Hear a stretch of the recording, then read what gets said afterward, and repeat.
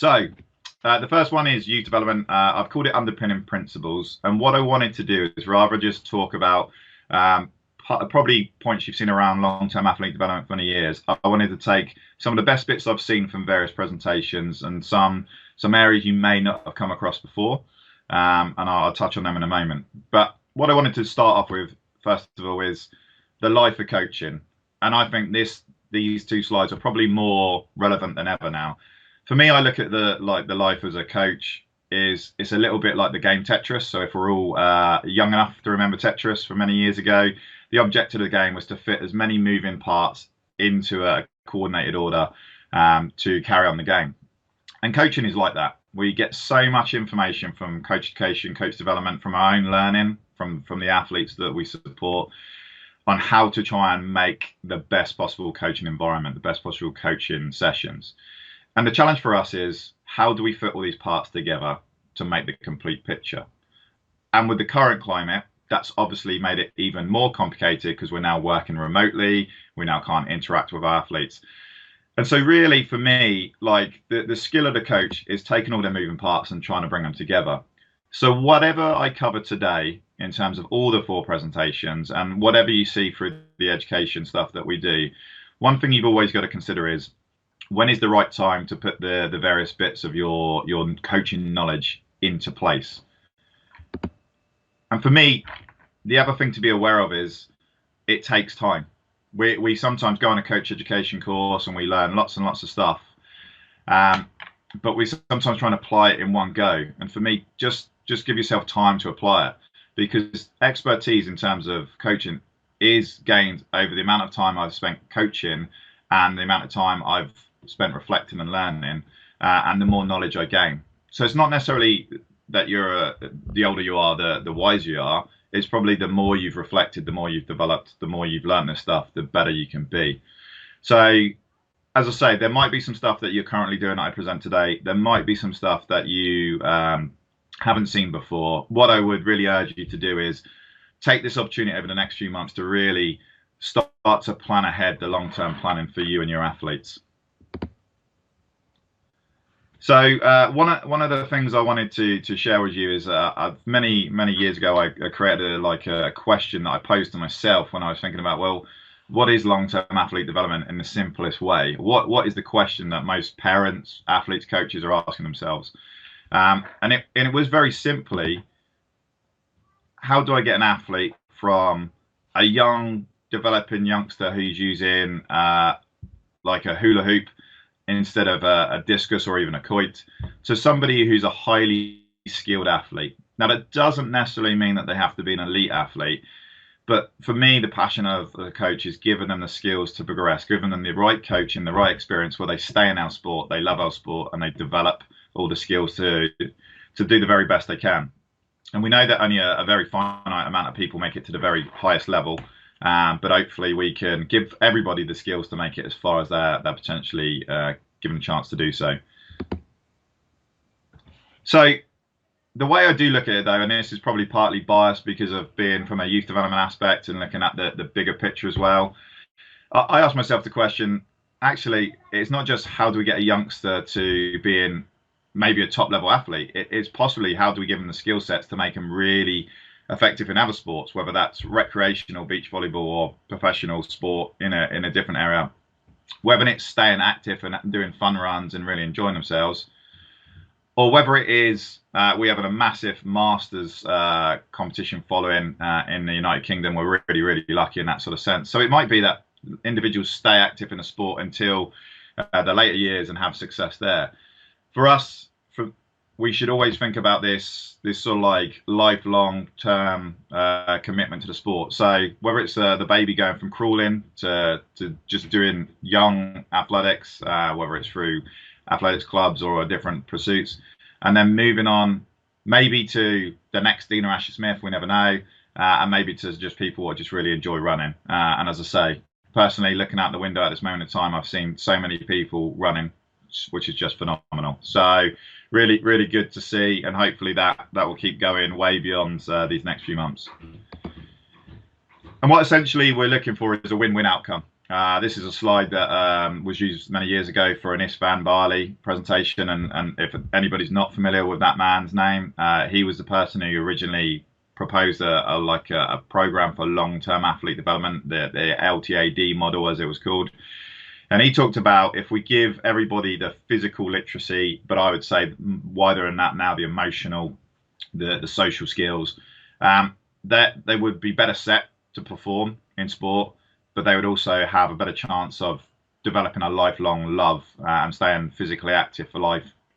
And if anybody can stop a bus like the old lady in the top right-hand corner of that slide, well done to you. I certainly haven't got that flexibility. So many years ago when I started working for England Athletics, I started to look at the youth age group and saying, well, it's really good. It's really important for me to know what is the reasons or why are the reasons, sorry, we keep kids engaged in sport. What's their drivers? And what's the reason why we lose kids from the sport? Because if we understand this, we can better orientate the programs that we organise in England Athletics and wider. But also, as coaches, we can understand what we should be building into our coaching program. And after looking at extensive amount of research, both inside athletics and in the UK, but even wider, there was a constant sort of like language would come out, and it still does to this day. And that was that pretty much the number one reason why kids participate in sport is to have fun and enjoy what they're doing. There's a level of excitement. They want to go back to it constantly and do it. But also constantly something that comes out is mastering a skill, getting perceived competence. And this is probably replicated for a lot of youngsters who play computer games. They like the challenge of going through levels, and they only really like the games which are challenging enough that they can complete. Not too easy and not too hard. So actually there's a nice link there where we can say, well, we can learn something from other industries who are very successful in this particular area. Having great parents and teachers who really encourage this activity around you. Loads of people like to learn new skills, find new friends or go with their friends to a club and with peers and belong to a group, being successful and gaining recognition. But some of the reasons that we need to be aware of why they drop out is boredom. Doing the same thing too much over and over again without a bit of creativity. And I work with both youth and senior athletes, and that's the same challenge there. They want a bit of variety in what they do. Lack of success, and we'll talk a little bit more about maybe how that comes around later on. Too much pressure from parents, coaches, peers, maybe even the club as well. Loss of interest. They just decided that it wasn't for them. And friends leaving the sport. So there's a bit where if you haven't developed your own social group and your friends in the sport, if your friends leave as they did, then that could be a challenge.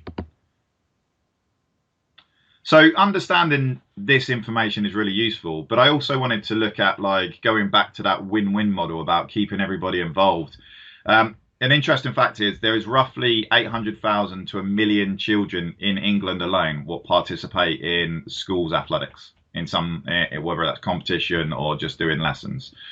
And that data is given to us by Youth Sport Trust. So looking at that number, when we look at the base of this pyramid in front of us, the foundation stages, we have 800,000 to 1 million kids participating in athletics. And for me, the dream would be we try and keep as many of them involved in some way, whether it's directly in athletics or it's in recreational running, or it's in another sport, we keep them active. And we are a key driver for that. Currently, a lot of participation models show this sort of like pyramid sort of shape where there is a focus on you move to a smaller shape as you go up. And they very much encourage that, like we're working towards an excellence model where the peak is a very small number of individuals. What we also want to be doing is building a separate shape to the side of that pyramid, which is about retaining everybody. Whether it's in fun athletics, if they don't want to be competitive or they can't be because they haven't got that level of ability to make it to an international level, but they still love our sport, we shouldn't just make the assumption that they could go into volunteering and officiating and coaching. They may still want to be very active, and we've got lots of successful clubs out there. So the challenge for us as coaches and leaders is to say, how do I help those what want to go to the top of this pyramid? But how do I also help those what sit outside the pyramid still enjoy the sport that we all love? So models that I actually particularly like, and some are a bit dated now. This is the long-term athlete development model, or LTAD model I mentioned earlier on, where the focus of the model wasn't about working towards elite performance as such. It was about what things you should be doing at each stage. And so the model talked about the fundamentals of movement, and I'm sure many people on the webinar have heard that language before. The fundamentals of movement is very much about building the foundation skills, the agility, balance, coordination, and running, jumping, throwing is key language which is used throughout many of these models, which is a fantastic opportunity for us as a sport to say, well, we underpin most things. Interesting piece of research done in Premiership football in Norway, probably 4 or 5 years ago, said that the average Premiership footballer touched the ball probably for 90 seconds in a 90-minute game. And the rest of the time they were walking or jogging or running or picking up the ball and throwing it on the pitch. Now that says, actually, for me, lots of footballers should be learning to run effectively. So there's interesting things where we actually, as a sport, underpin most other sports. So we could really help individuals in all different directions.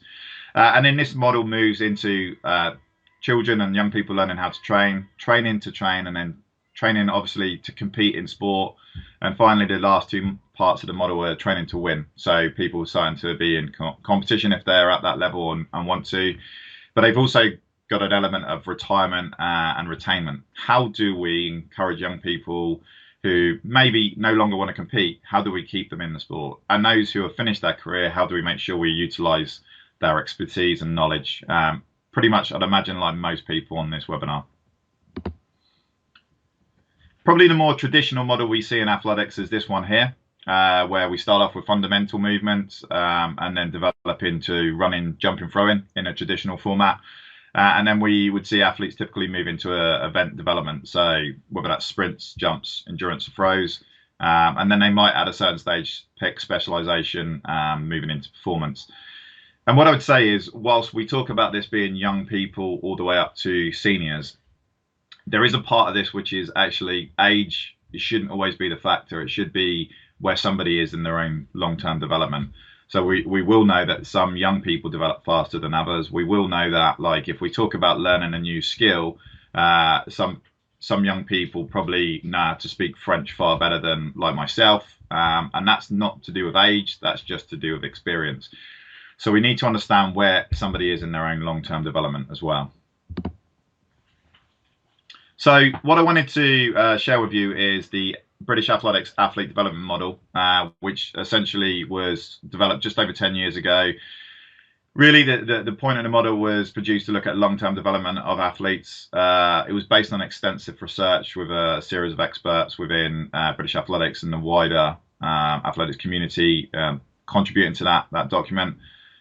And the key thing is it's aimed at improving performance, but also just making sure that lifelong love of the sport, and so really sort of like was that win-win culture. And very much based on a lot of research out there, the encouragement was that people should move from multi-skills to multi-sports and then move into multi-events before moving on to specialising.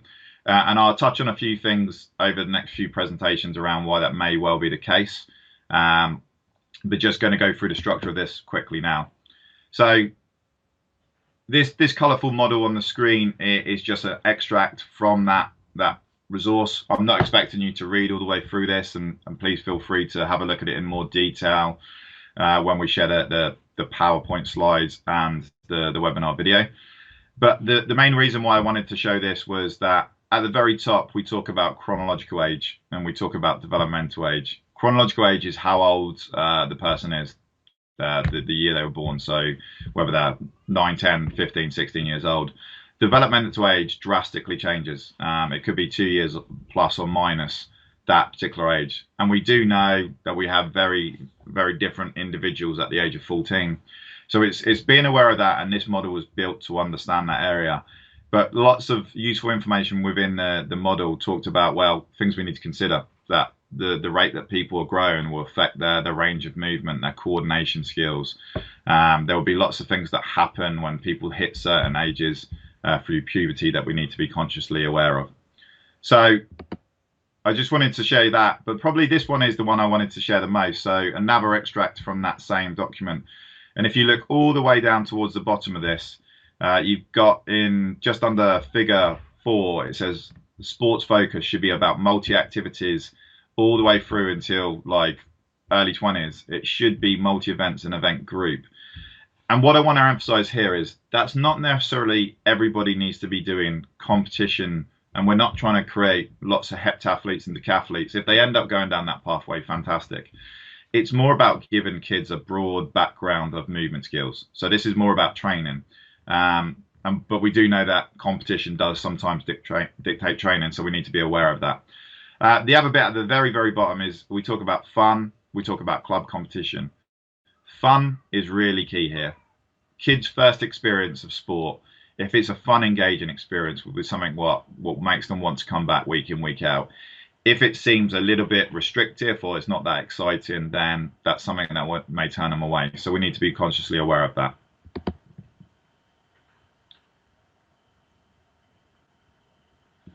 So I've just had a useful bit of information that there may be a delay in the visuals uploading. So I'm going to pause and stay a few minutes on each slide. So suggested athlete progressions, hopefully everybody's got this one in front of them. We talk about multi-sports first of all, and that's probably up until the age of 12, 13 years. It may vary between male and female athletes. But this is about letting people experience lots of movement skills. So within athletics, obviously they get the experience of running, jumping and throwing, but we obviously want them to experience catching, striking objects, etc. And all of this area sort of is around that point where children are rapidly learning and nervous systems are developing, they're learning new skills. So we want to encourage that. We want them to be doing lots of different things, but it comes with a challenge as a coach to manage what are they doing, when are they doing it. So an example I can share is if an athlete has done a PE lesson followed by an after school match, and then also is coming down to do a training session, we need to be aware that that's happened. We don't want to discourage people doing lots of stuff at this age, but we do need to be aware of what else they're doing outside of athletics. Moving to the 12 to 16 year period, this is where the model encourages a multi-events approach. So participating across a range of athletics events in running, jumping, throwing.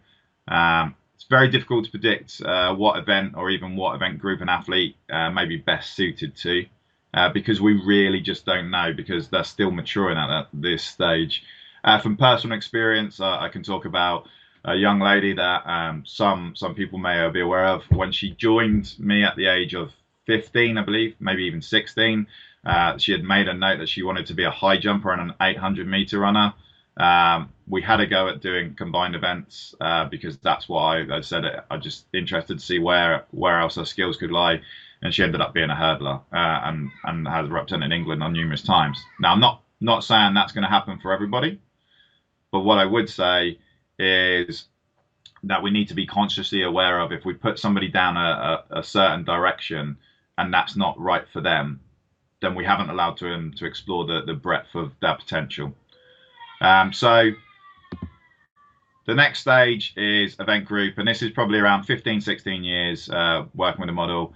They probably begin to focus on a specific event group, but it may still be quite broad in terms of endurance. We may want them to go like longer distance, short distance, and then maybe developing the various aspects. I'd say you still want a bit of a crossover. We've got a lot of good endurance runners who, if they could hurdle as well, that might give them an opportunity to divert into steeplechase. We've got a lot of good sprinters who may not have that potential to make it to a high end, but again, if they learn to hurdle, it might give them a different dynamics. Or even if they were still long jumping, their speed and jumping skills may make them a very good long jumper. So let's make sure that we're consciously aware of that. So yeah, very much a case of it goes from multi-esports to multi-events to event group focus. So why this approach is recognized around the world as the best approach to long-term athlete development by many organizations. It's something that is recognized by the World Athletics. Is a similar approach that they discuss on a regular basis. European Athletics, lots of different sports around the UK. It's based on extensive research and evidence in this area, and we're looking to develop them fundamental foundation skills for every sport: the ABCs, the run, jump, throws, the RJT, keys. And if you look at the national curriculum in England, the key stage one, what they encourage kids to do in physical education is do running, jumping, throwing. That's one of the first lines that you see. So there is an emphasis of learning these skills, which is great for us as a sport, and it's great to see that that's built into the curriculum as well. What I like to see is it helps minimise injury through all-round conditioning, but also gives a great opportunity of choice on where they want to go and where they want to develop as an individual. We also need to remember children are not many adults. And this is something I picked up from a friend, Jamie French, who done a presentation many years ago. I thought it was a really, really important statement. We can't just change like a session from an adult to a kid because it works effectively for them. We need to think to ourselves, what's the most appropriate thing for a young developing athlete? Sport and exercise should definitely promote growth and not hinder it. And obviously through the youth age group, kids are constantly developing, the bones are developing, so we need to be aware of that. It does help kids access skill opportunities. They were sometimes referred to as windows in other models. What I would say is there's a natural thing that as we grow and develop, we learn skills, and so there's probably an opportunity to do this better with young developing athletes. It allows them to discover new skills that they probably never knew they could do. And many of those successful athletes we have developed from this. So just going to move on to the next one. I'm going to pause in a moment just to help out with any questions and what might be coming through. Just probably take one or two if that's okay. So early specialization. So some people would say, well, why can't we specialize early? Because kids do want to do stuff early. And I would say we, as coaches and clubs, we need to get the balance between what is right for them to do, what's important based on the evidence that we have, but also making sure that they still feel that they can do something that they enjoy. So a child wants to watch Usain Bolt or Laura Muir on the TV, they're going to come down and they'll want to have a go at sprints and endurance. But they may be actually probably best suited genetically and skill-wise to a completely different event. We need to embrace what's got them down to the track, but also give them the skills what allows them to explore what they could be even better at or develop a love for. So what we know about issues with early specialization is sometimes there's insufficient development of the fundamental movement skills, which can affect them learning higher skills at a later stage because they haven't got the basics.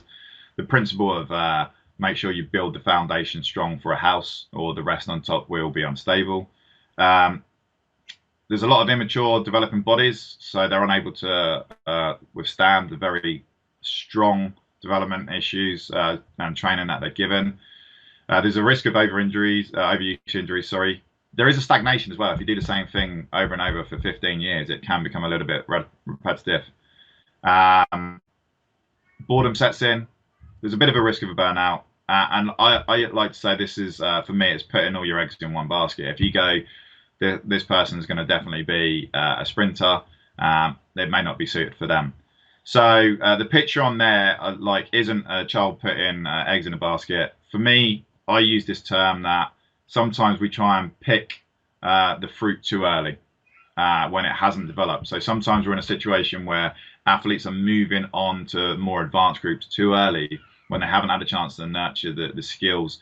And at my local club, Vale of Aylesbury, the youngsters groups do a brilliant job, an absolutely phenomenal job of engaging kids, making it fun, really making them enjoy what they're doing. Our retention rate is really good in that area, and giving them brilliant skills that then when they move on, when it's right for them to move on, they find training far easier.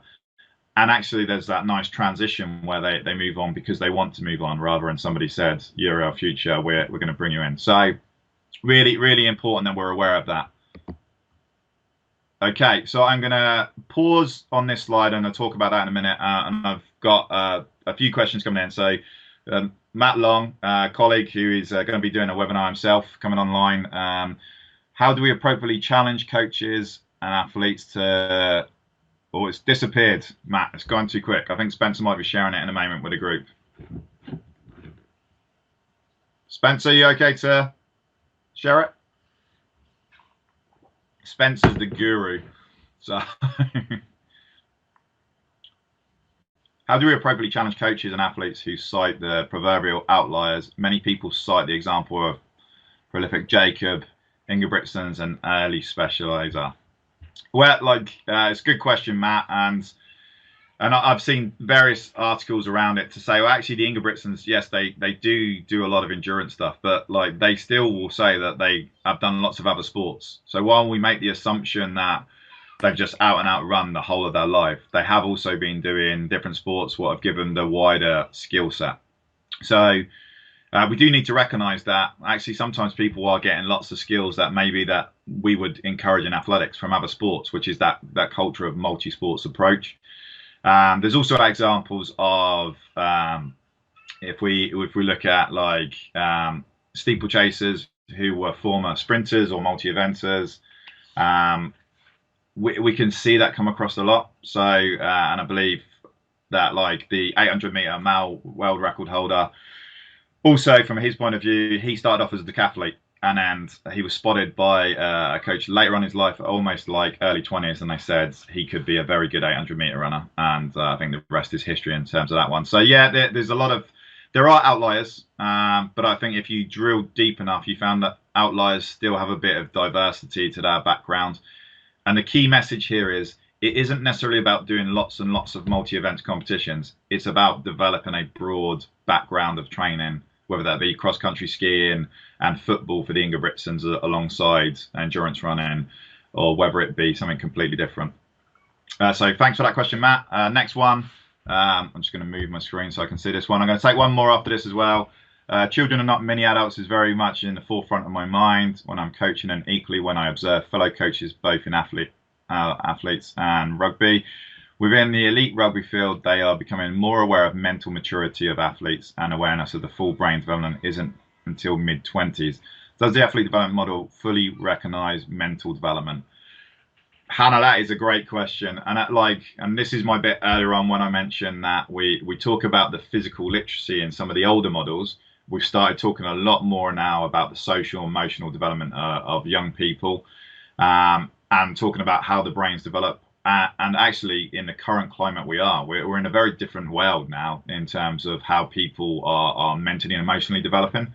So one of the saddest things I heard in a presentation not so long ago was this is the loneliest generation in history because of the way that now people use mobile phones and social media.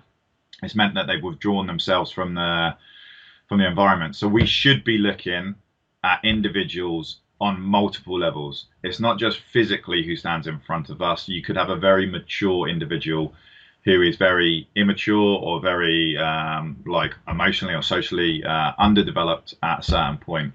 We need to look at all them key aspects in the long-term development of an individual. Interesting enough, rugby as well, like a few other sports, are started to look at biobanding as well. And if people are not aware of this, this is where they look at the biological age of players, and they get equally biologically aged athletes or players to compete against each other. So rather than it being two 14-year-olds of various sizes play, it might be a 13-year-old and a 15-year-old who are equally mature play in a game of rugby. So rugby doing some great stuff. I would say the British athletic model does look at that aspect. We're doing a lot more. And we should carry on doing a lot more as well. So Hannah, thanks, great question. I'm going to take one more, and then sorry, I'll try and come back to some later on as well. Do you think there is a need to be an active distinction between conditioning and skill developments? Sometimes, yeah, very much so. So there's a really good sort of like model where Kelvin Giles talks a lot about you need to do the physical stuff to be able to do the technical stuff and develop skill. So if we haven't got underpinning conditioning and we're not stable through like the various movements, then being able to just do the skill is quite hard. So in that sort of sense, I think this is the bit where we need to, as coaches, try and blend that together. And the natural thing, as always would be in a sport like athletics, which is very technical in nature, is we jump straight into developing skill. So we try and develop the technique, but we wonder why they can't master it. And sometimes it's because the aspect of conditioning isn't there. And very simply, there was a piece of research about jumping, where they just asked a group of youngsters to balance on one leg for 30 seconds, 3 or 4 times a day for 2 weeks. And what they wanted to do is measure, did it have an impact on their jumping, their vertical jumping height? And it had a drastic impact on the vertical jumping height. And for me, like, although it was a small cohort, probably what that says is by being more conditioned through that particular area, i.e. the hip, knee, and ankle, they were able to do the skills a lot better. So I'm going to pause it there and go back to the presentation because I'm conscious I've got to get through. Look, if I haven't managed to answer, and there was a lot of great questions coming through, so I really apologise, and thanks, Cole, for the last question. We will pick them up. We will go through all the questions that come through today, and I'll answer them all, whether that's in a paper or via a video. But keep them coming. Love the questions, and we'll try and tackle some at the end of this presentation as well. So probably the next part was one of the most popular parts of the presentation I've done with the tutor workforce, which was around what contributes to early success, because this is the bit around we hear a lot of going, well, this person's going to be the next big thing because they're a superstar. But as we know from extensive research, we've done some research around bridging the gap, which is something that we've done in 2011, where we looked at our most successful under 15s from a particular year, and we said, where are the top 20 under 15s 6 years later? Are they still in the sport? Are they still being successful? And what we found was actually 59% were no longer actively participating in our sport, which was just a very scary statistic. And there was only 12% still actively competing in the same event in the top 20 as an under 20 athlete. So, and that research has been reviewed a few times. There's more recent research that somebody's done for British Athletics, what says a very similar sort of story. So I wanted to share with you some of the reasons why this may be the case. So we're going to talk about the following areas: relative age effect, which some of you may be familiar with, stage of maturation, a bit of genetics around what I call the nature, and environment, the nurture, so the opportunities and support individuals have. Possibly the types of training, positive and negative, and controllable factors. So we're going to go into the next slides and just start to look at relative age effect. So this may be familiar with some people on the webinar, and it may be something completely new. The stage you're born in a competition year can have a major impact on early success and progress. So if we look at in the UK, our under 13s to under 17 age group, it's a September to August competition year, which is the same as the academic year. And if we look at that, if I am actually a September baby, so I can use this example, I'm born in September. I was in the same class as somebody who was born August of the following year, but we're still in the same academic class. We're still competing in the same competition, but I've actually been on the planet for at least 11 months longer than that individual. Now, that being the case, there are advantages, and if anybody's can remember back to having little ones or has little ones, the development in the first 11 months of a baby is huge. So there's an advantage that I'm going to have that opportunity to learn skills quicker, access stuff quicker. I can join an athletics club earlier because I turn 8, if that's the age group, join the club a lot earlier. So I get exposed to opportunities. Now, if you look at the competition teams in the UK, ours are over 2 years. So our under 17 age group is a 2-year group. So if I was to give you an example of a top year under 17 September baby competing in the same race against a bottom year under 17 August baby, we're talking about almost 24 months difference between them two individuals, but they're still in the same competition age group. And so athletes don't always look at it like this. They just look at that so-and-so, I race them all the time. What they should be understanding is actually where I'm born in the year may or may not have an impact on my early progress, my early success. There is a lot of research now that says actually that flips as you get older. But I'll give you some examples in a moment. So just keep in the back of your mind at this moment in time that top year under 17 September baby against that bottom year under 17 August baby, almost 2 years difference. So once we know this, we can look at some of the research undertaken throughout the world, and it's still fairly new in terms of relative age effect. But as mentioned earlier on, and a great question that was thrown in, I believe, by Hannah, was around the mental advantages of physical. So we're looking at mental maturity, mental development. So there are physical advantages, but there's mental advantages in terms of I get confidence. So if I am physically more mature, or I'm an early developer, or I've got the advantage of being that older because of where I'm born in the year, I'm a better athlete at that point. But it's also opportunities as well. And what we mean by that is not just joining a club early. I might be picked for a talent program earlier because I'm just physically more mature because I'm almost 24 months ahead. It's not always the case. Let's be clear. Some people might be earlier born in the year but a late maturer, and the August baby might be an early maturer. So things can cross over. If you're interested in more about relative age effect, I would definitely encourage you to read a book called Outliers by Malcolm Gladwell, which he talks about this and how it impacts on individuals. So here's an example of how relative age effect can happen. This is a piece of research.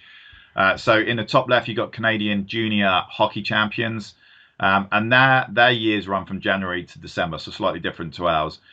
And then we've got top right, the Czech junior soccer team. Bottom left, the Czech junior ice hockey team, and then the bottom right is the South African schools rugby team. So this is the international teams. Green indicates that the athletes or the players were born in the first 4 months of their competition year. And as you can see, it takes up a large section of this. I've just had a suggestion will come through, which is share a book club list from Liana. So it's a great idea. So we'll definitely do that after this. Thanks for that, Liana. But as you can see, if you look at the red is being born in the last 4 months of the competition year. So when you look at the junior competitions, the junior teams, a large amount of them come from the earliest part of the competition year. Now, as I say, more recent research by British Athletics, they looked at, is that a similar pattern at under 20s and beyond? And what they've started to see is actually kids in the early stages, it does follow trend. It is September to December. We tend to see the most successful individuals. But in under 20s, it starts to switch the other way around. And we start to see more athletes April, May, June, July onwards, starting to move into the top rankings. So an example that you might like, Linford Christie was the person I watched when I was a kid, is an April baby, and so you look at that and you go, actually, he wouldn't fit the system, but he would as a senior athlete. So when we look at that in a bit more detail, we now need to add to the next level stage of maturation. So I mentioned earlier on, you could be plus or minus roughly 2 years of your actual chronological age as you go through puberty. So now imagine this scenario that I am a top year under 17 September baby who's an early maturer. So although I'm 16, I've got the body of an 18-year-old. And I'm competing in the same competition as a bottom year under 17 August baby who's a late maturer, who rather than having the body of a 15-year-old has got a body of a 13-year-old. You've now almost got an adult versus a 13-year-old in a high jump competition or a sprint competition or a throws competition. There's just going to be a natural difference in terms of success in that particular area. So we really, really need to be mindful of when we're going through this particular age group, the youth age group, there's such a massive variation. And I would definitely encourage you to educate parents around this. Now, does that mean, oh God, I've got a September baby, it's all doom and gloom when they get to adults, or, oh, they're never going to have any success when they're an April baby when they're younger? Absolutely not. For me, it's about educating people to do the right thing at the right time. Okay, so rates of development will be different physically, mentally, socially, emotionally. And it's about making sure that we make people aware of that. My 2 kids are March and April baby, and I honestly had a chat with my wife about, well, is that a good thing or a bad thing? I said it's about what we do. It's about how we educate and support individuals and the understanding more than people trying to time when they have babies in a year, which bizarrely happened in America. They started trying to make sure they had the children so they would get into college system at the right point. So not encouraging that. I'm just trying to give you a level of education to understand. Also good to be aware of PHV, which is peak height velocity. So it's the point where we reached how rapid we're growing and understanding when that gets to a peak. Gives us an understanding where they are in that stage of development. So early developers have initial advantages. We need to be aware of that over late developers, but there's lots of things that we need to take into consideration for both early and late developers. Then being, if we look at an early developer, the advantages that they have in some cases, if they've got both relative age and maturation on their side, they've got the physical advantages over peers. They're bigger, they're stronger. If you've got a high jump competition where it's somebody who's 1 meter 80 versus person 1 meter 50, there's going to be an advantage in there in some respects. They might have early success in terms of competition, such as the English schools and other ones in England champs, or maybe even local competitions. They may be picked in some sports for early talent ID programs. And through that, they might get access to higher coaching. And success comes pretty easy in some cases with little effort, which could have a negative effect. So the issues that I've personally observed and read about are there's eventual stagnation for anybody in growth. And what happens is peers catch up in terms of physical growth. So success is harder to achieve all of a sudden. So it's not coming easy. And now all of a sudden, the people a lot smaller and a lot less developed start rapidly catching up with them. They may have a potential lack of determination because things have come so easy in the past, so they've never had to challenge themselves. And they may have well developed a fixed mindset, which is, I'm just good at this, I'm just naturally good. And when people start catching up, it's like, well, I can't get any better. So these are the potential benefits, but also the pitfalls that we need to make early developers aware so they can really focus on what could keep them growing as an athlete. So a late developer, disadvantages, obviously they lose out to the early developer potentially in performance and selection for various events. It is harder to achieve the same success in some cases because of that physical disadvantage. The potential issues that we will face is that they may drop out because of lack of opportunity. They don't get a chance to compete in the team. And I'm sure we've all been there where we've seen athletes who have trained all year round and then a superstar turns up who's just physically mature in the summertime and they get picked for the team. And the athlete who's committed all year round doesn't. Now for me, go with the one what's got the commitment because, like the one with the talent will get opportunities to race. But if somebody's committed, don't knock that. Don't not pick them for teams. So they also believe they haven't got what it takes because they're just not aware. So focus on skill development in the earlier stages because this is something you can completely control. Skill and conditioning, as mentioned earlier on, I think Cole mentioned the point around condition as well. We can really make a big difference here. What we do see is they develop a much stronger level of determination because they have to battle to get success. So they start to get quite tenacious in everything they do. They don't rely on their physical advantages, but suddenly when they get them, it's an added bonus. And they've got a bit of more of what we call a growth mindset by a lady called Carol Dweck, which is that they believe they can get better if they focus on things. So let's just look at a particular quote from Carol Dweck, who is the author of the book Mindset, which is a great book as well, and have one I would encourage to read. I'm going to let you read that for a moment while I drink my coffee.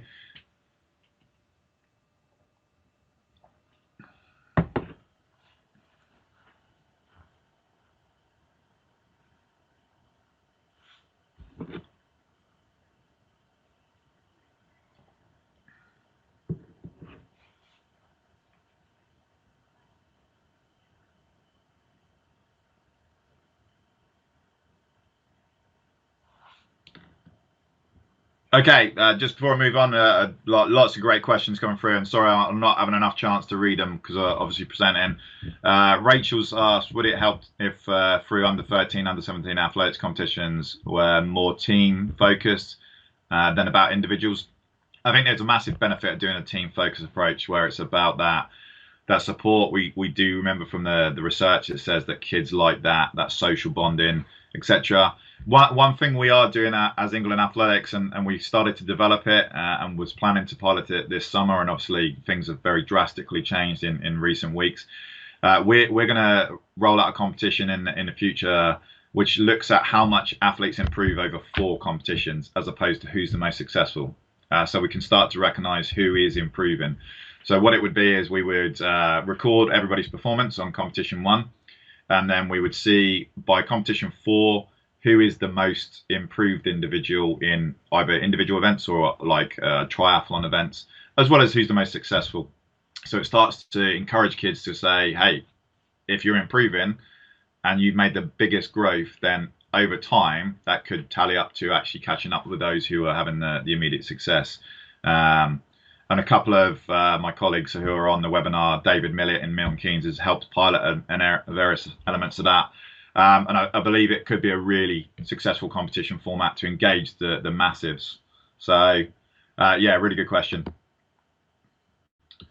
So genetics, we inherit from our parents. They always say pick your parents if you want to be successful in sport. So we obviously can't do that, but we need to be aware that actually that does impact on lots of things. So I always use myself as an example. I could have the best training in the world, best coaching in the world, and absolutely maximize every single thing about me, but I just didn't have the genetics to run 9.58.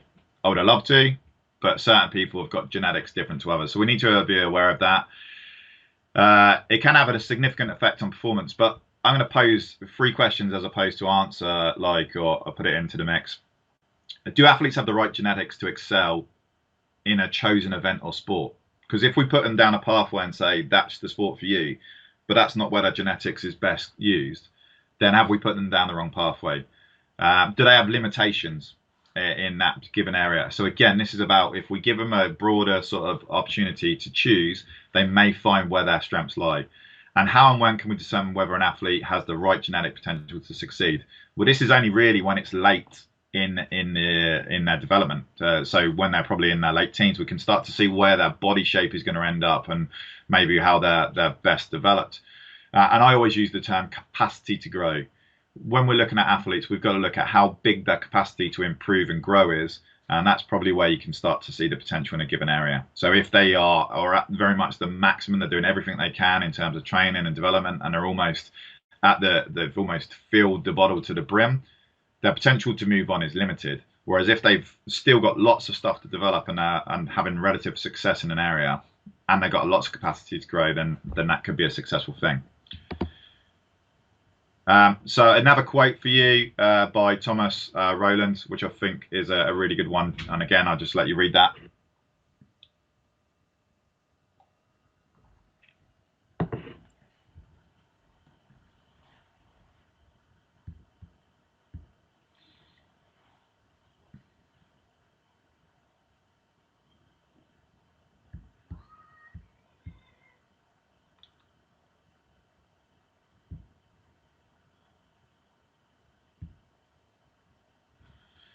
Okay, again, just before I move on, some great stuff coming through. Bruce, thanks for sharing the story about your daughter as well. 31st of August baby, so that's about as extreme as you can get. And then Mick Lee, great point. Sports or athletics, I'm sure pretty much everybody on the webinar has seen that or heard of that before. Brilliant competition format. They are actually working with us to help develop this new progressive recording who improves the most, and it's something that they're looking at as well. So yeah, it's really, really key that we look at like some of the great stuff that exists. Certainly in the UK, I'm very privileged to have presented around Europe, and we are held in a very high esteem of what we do for youth here, and the fact that we're always constantly challenging ourselves to be better. Okay, so just broadly going through nature and nurture. So we talked about nature and nurture. Opportunities. Can kids access clubs and coaches? Some kids, it's a challenge. They can't get the lifts down there. Single parents, families can't always get the kids down there. The buses don't always run to the track. This can impact on people being able to get there.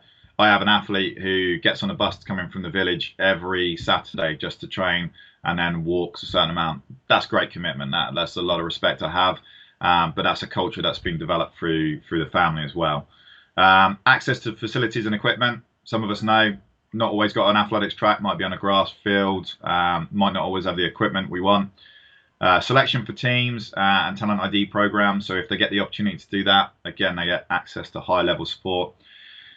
Family, friends and school. You know, if you've got great schools and your family and friends are really supportive. I've worked with many athletes over the years, and some, if I was to be honest, their parents didn't even know what they were doing and how good they were until they suddenly appeared on a TV screen and they were like, oh, you must be pretty good at this. And others who are invested from the get-go. Always be aware of that. Finance is another big thing, and obviously parents are the most amazing taxi drivers, financial providers, etc. But this can be a limitation for parents and families as well. And then the emotional and social support. hey, sport is very emotional, and you need the people there to support you through the highs and lows. So the nurture, the environment they're in is really key here. Okay, so moving to types of training, negative types of training we need to be aware of. Adult type training for underdeveloped bodies, including advanced strength and conditioning training.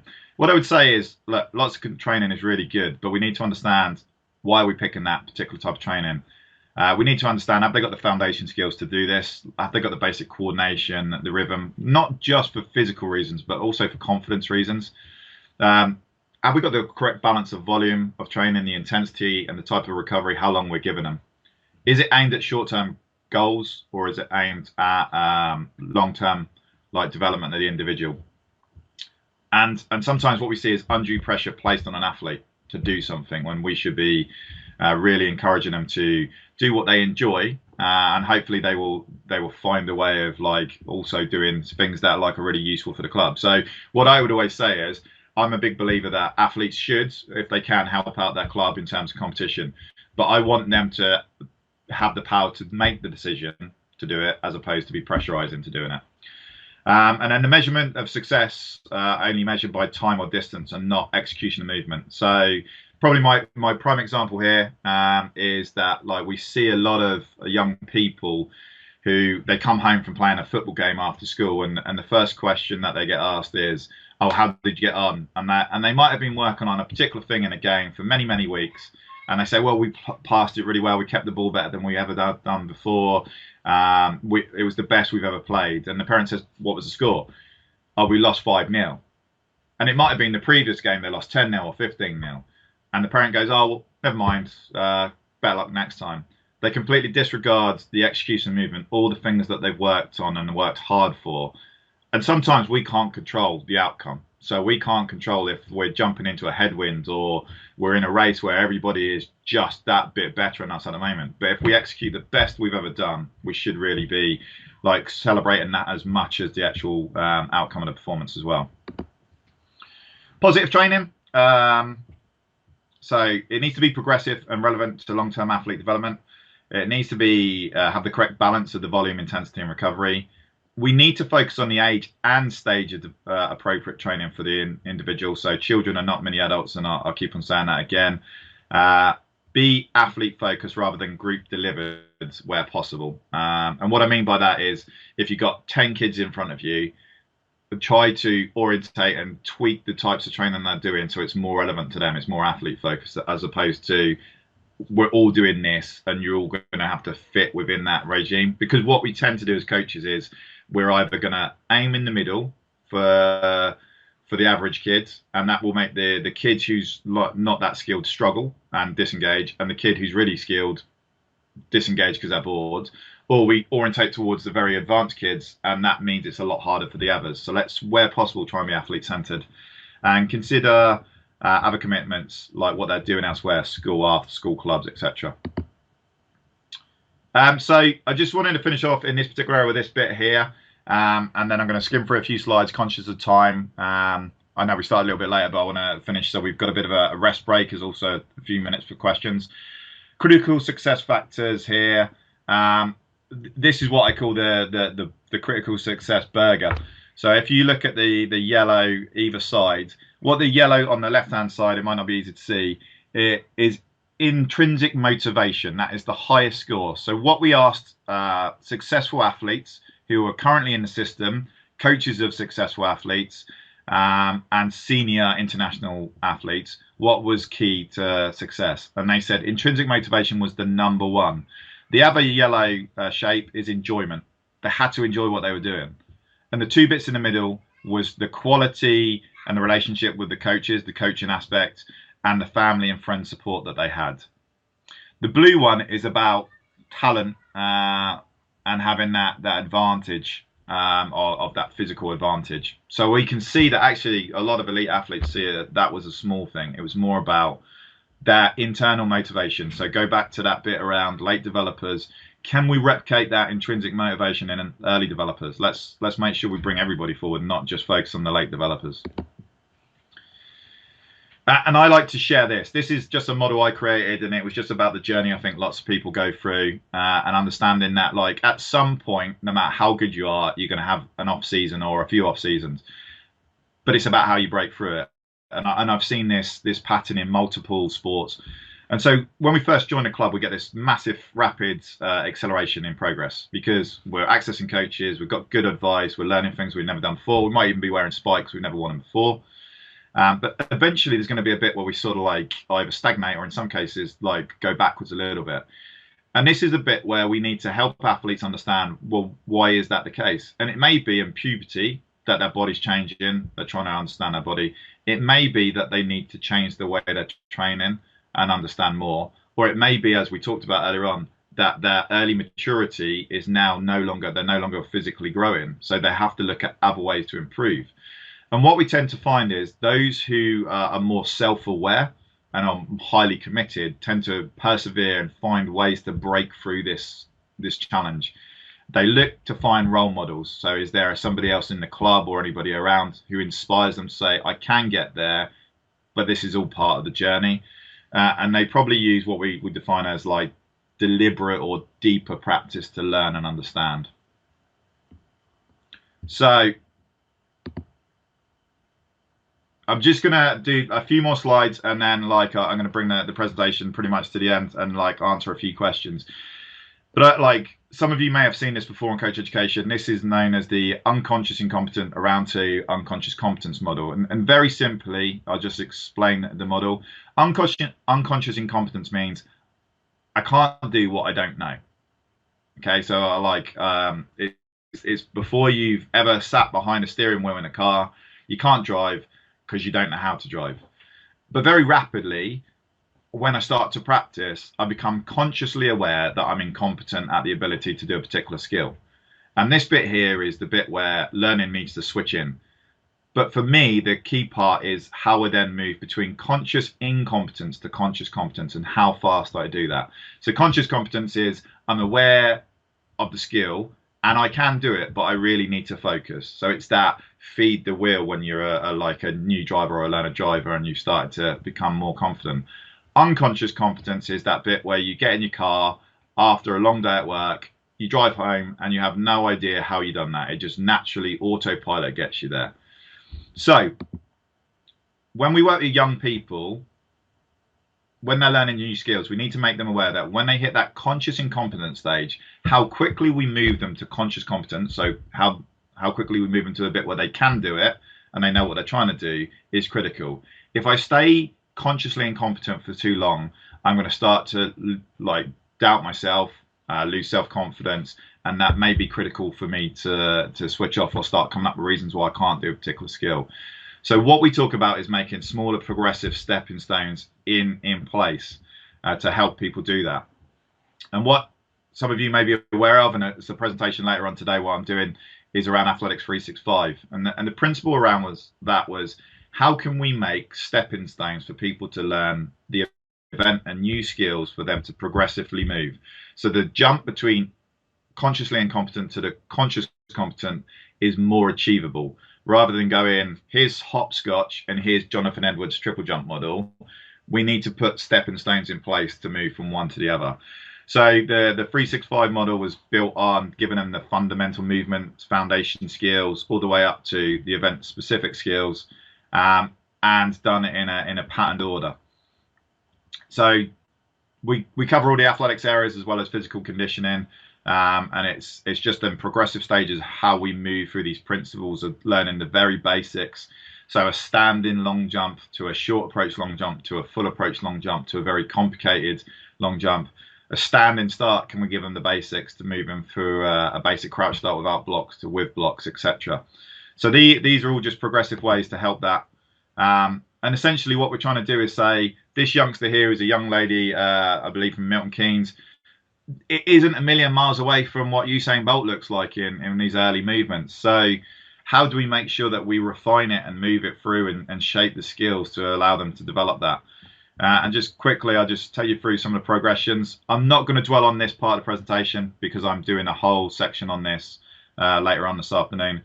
But very much, how can we build the stepping stones for people to move through the various progressions so they understand exactly what they need to do. And then same in jumps. How do we get somebody who's learning a very short approach to long jump to being able to jump on par with the likes of Robbie and Greg there in terms of the skill set? And again, we might start off nice and simple, standing long jump, nice and controlled into short approach, into a longer approach, and teaching them all the basic movements, but making sure the stepping stone between each one is progressive. And again, we look at the shapes, and like, whilst they are slightly different, there's some raw fundamentals that we start to see in these young people that we can mold. And over time, we can give them a visual of how to learn to develop from just pushing a football to using a basic shot put technique onto more advanced movement. And again, same with the javelin.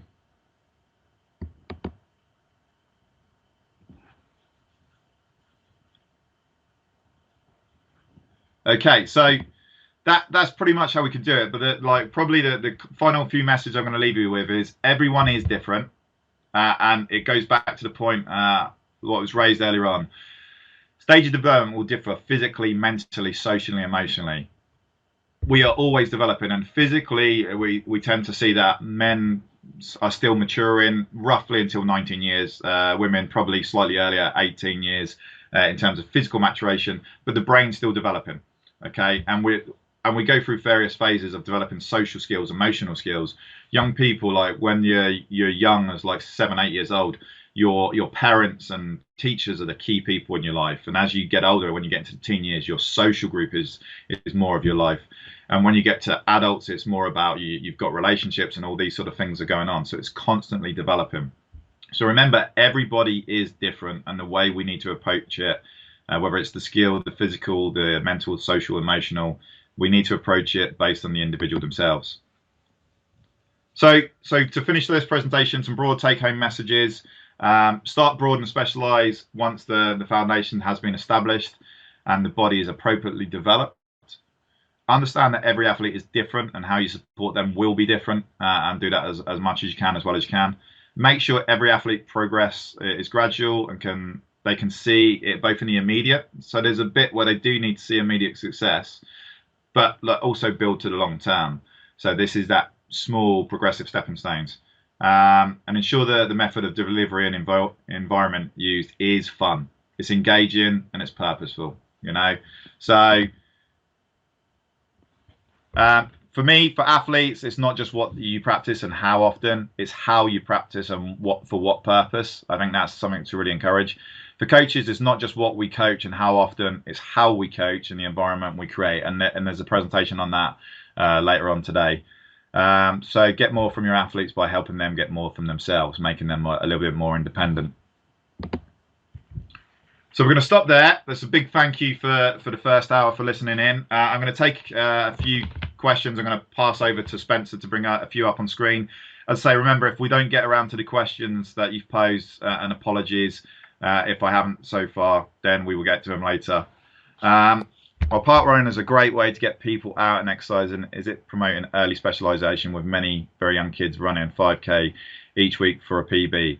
What's too soon for kids to run 5K? Well, I'm lucky that Spencer's our endurance guru. I'll answer it from a youth point of view, and a welcome sponsor, Spencer, to come in on that as well, Kay, if that's okay. So from my point of view, I've always talked about actually kids doing any sort of like fun run and that is not a bad thing, but the fun is the real key part. So if a youngster went and skipped and jogged and walked like a certain distance, and they were able to do that, because kids probably cover more than 5K in a given day, then that's really key, because it's getting them physically active, but it's also appropriate to where they are. If they're starting to do like training to get better at a 5K run, then it probably is encouraging them to specialize too early. So I think, hey, there's a lot of great stuff that parkrun do, and encouraging people to be physically active. The amount of people they've got running is phenomenal. I think it's always the context of it. So my son and daughter done like it wasn't a midnight walk. They done it at 7 o'clock in my local town, where they've done a walk for charity. and it was a mile walk. And I'm sure at some point they were skipping and jogging with their friends and running around and burning off lots of energy. Um, and that I don't have a problem with. I think it's always the context. So 5K is a long way. I believe for the younger age group it is shorter in some respects. I think it's like 2K that they do for the younger ones.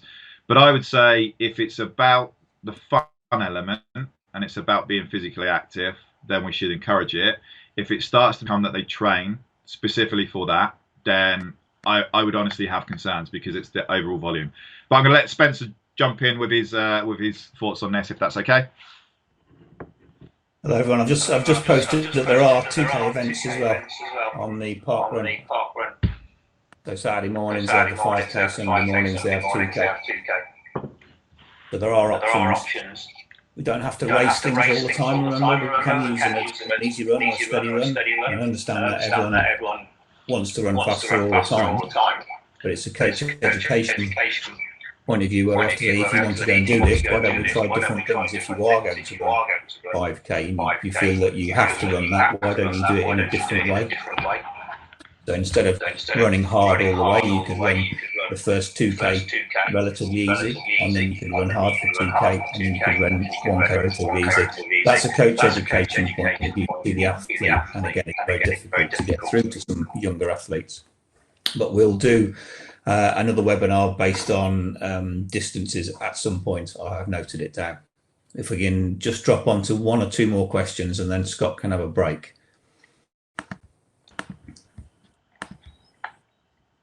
Cheers, Spencer. Can you explain further what intrinsic motivation is? So yeah, very good question, Joanne. So for me, intrinsic motivation is that voice in your head, that self-belief that you can do things, that determination that people have. So extrinsic motivation is we look at rewards. So I'm motivated to go and do a race so I can win a medal or win a trophy or get that recognition. Intrinsic is about me internally, the way I motivate myself. So when I turn up, it's I set there like I'm going to work my hardest and do my best. I'm going to try and achieve the success. So I think this is the bit where it relates really well to them late developers, because they can't always win competitions. But what they can say to themselves is, and I used to do this a lot when I first joined my athletics club, I was that annoying little kid what wanted to find who was the biggest, who was the fastest person to race against. And my measurement wasn't, I knew I wasn't going to beat him.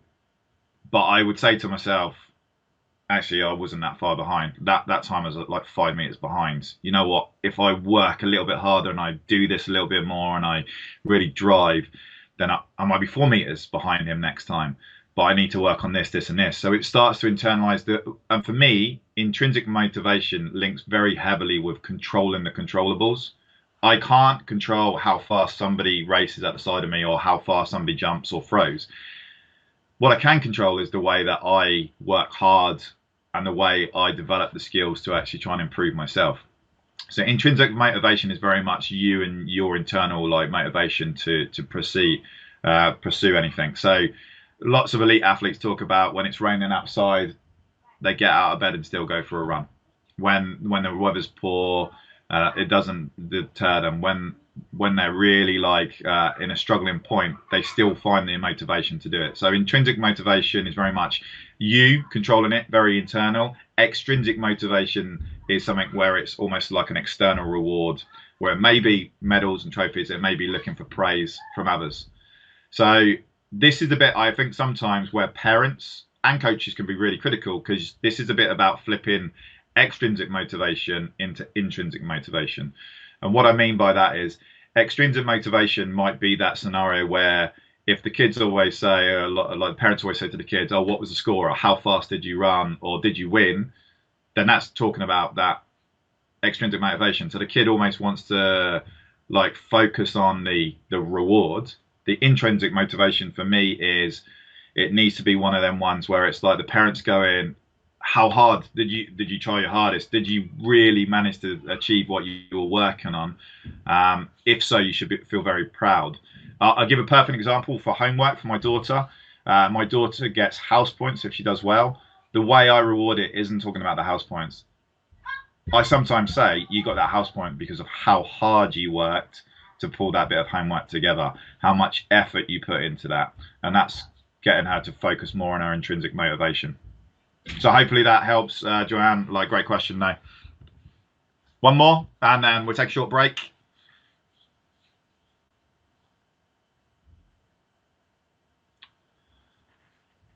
I often ask, would you do it again? If so, they are motivated to try again. If so, they are motivated to try again. Yeah, very good point, Rachel. So like I think there's a lot of things around like getting people to try and, like I talked about it earlier on, try and get the athletes to be self-aware and self-determined. And if so, if you can really get them aware of what they're doing, I think it really encourages them to be strong in that thought process. One thing I would share at this point, it's sort of like when you say, would you do it again? That for me made something else jump out of my head, which was around, there was an endurance athlete in America, quite some time ago, wrote an article called Dear Younger Me. And Dear Younger Me was a letter she wrote to her teenage self about what she would have done different. And hindsight is always a beautiful thing, but it's actually a really good thing to actually think about when you work with people, which is, if you could give advice, and one of the problems for that individual was that she had an eating disorder because in her view, she took the wrong direction. She started cutting down on food, etc., and made bad decisions. But as a fully mature woman, successful woman, doing a great job and a healthy individual, she give herself some really solid advice about eat like a normal person, enjoy life like a normal person, love training, because if you don't, you're going to start hating the sport that you loved at a starting point, and you're not going to do healthy things for yourself. I would say it's almost a good question to ask your athletes to say, dear younger me, would I focus on these elements? So get them to imagine they're a fully grown adult. And I've done this with some of my athletes. Get them to imagine that they're a successful athlete, looking back at this point in time and saying, what would I give myself younger advice? And it might be as simple as, you know what, focus on the things you can control. You can't control that big 6'4" person is going to throw further than you at the moment, but you can control how much you enjoy athletics and working on it and developing skill and learning. And so that for me is